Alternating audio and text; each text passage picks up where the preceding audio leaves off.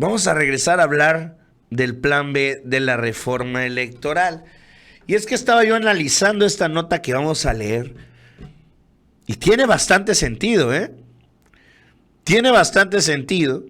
Incluso diría yo que sí fue algo planeado por la 4T.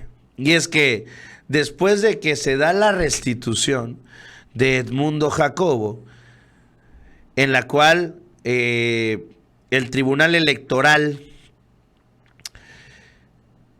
coincide o termina regresando a Edmundo Jacobo a su curul, asegura Morena que esto es un buen indicio para el plan B. Y van a decir, Pueblo, ¿cómo que un buen indicio si estás hablando de que restituyeron a Edmundo Jacobo? Sí, correcto. Pero vamos a las formas.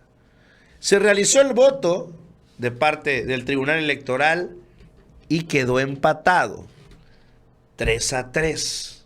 Es decir, la mitad del interior del tribunal decidió que debía seguir Edmundo Jacobo y la otra mitad dijo que no.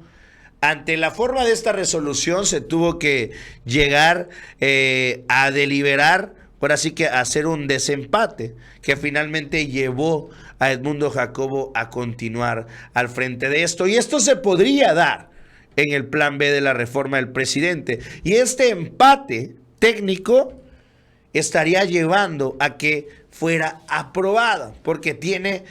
¿Se acuerdan ustedes cuando hablamos de la reforma eléctrica, en la cual perdió en la Suprema Corte en cuanto a cantidad de votos, pero no se alcanzó lo necesario porque lo que se estaba intentando era asegurar si era inconstitucional y para esto necesitaba una mayoría calificada de parte de los ministros de la Corte?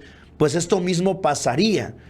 Es decir, necesitarían por lo menos 4 votos a favor de tumbar el plan B y 2 votos en contra, mínimo. Es decir, con una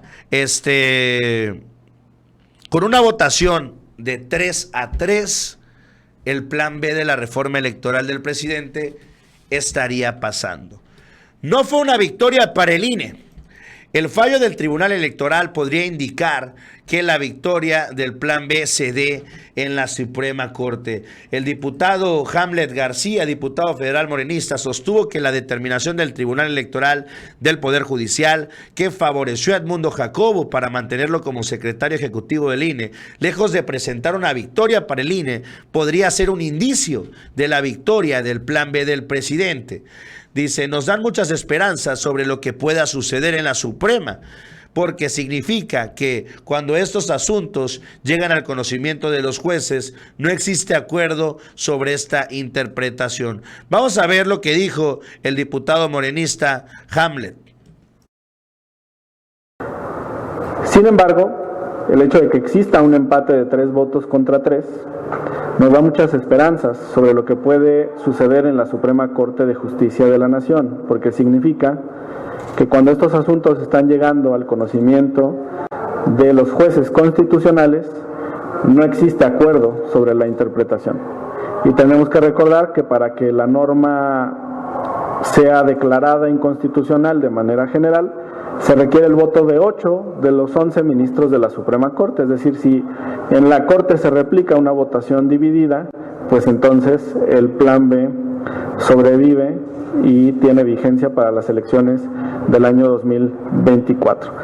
Para resumir el debate en la Sala Superior tenemos algunos videos y esto es lo que plantearon de manera inicial la magistrada Soto de la Sala Superior y después enunciaron el magistrado Infante y el magistrado Vargas Valdés.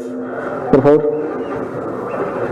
Conforme el órgano electoral y quien se desempeñaba como secretario ejecutivo promovieron juicios en su contra. Posteriormente, este último, el secretario ejecutivo, se desistió del medio de impugnación.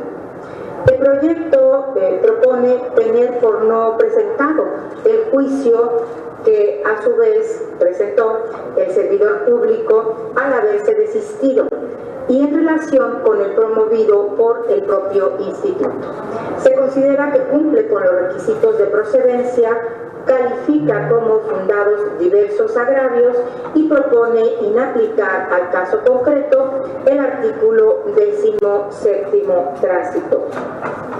Si bien estoy de acuerdo que debe tenerse por no presentada la demanda con motivo del desistimiento del secretario ejecutivo, no coincido con la propuesta respecto del juicio promovido por el órgano electoral, porque en mi concepto es improcedente, dado que no reclama algún acto concreto de aplicación de la norma cuestionada. Además, carece de interés jurídico. Por tanto, a mi juicio, su demanda debería desecharse. De lo expuesto, se advierte que se impugna la constitucionalidad de una norma en abstracto, pues que no se reclama algún acto concreto de aplicación, razón por la cual la demanda, estimo, debería desecharse, dado que este tribunal no cuenta con atribuciones para llevar a cabo un control abstracto de constitucionalidad y solo puede hacerlo con motivo de un acto de aplicación, lo cual no se está dando. En este caso, estimo que la autoridad electoral administrativa carece de interés jurídico para controvertir la referida norma transitoria, dado que no le causa perjuicio.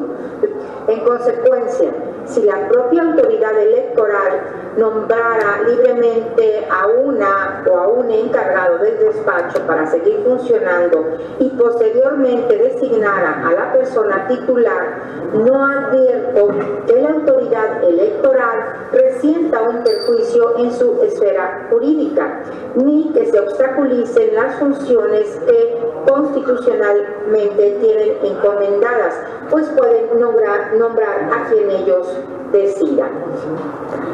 Esta fue la participación de la magistrada Soto.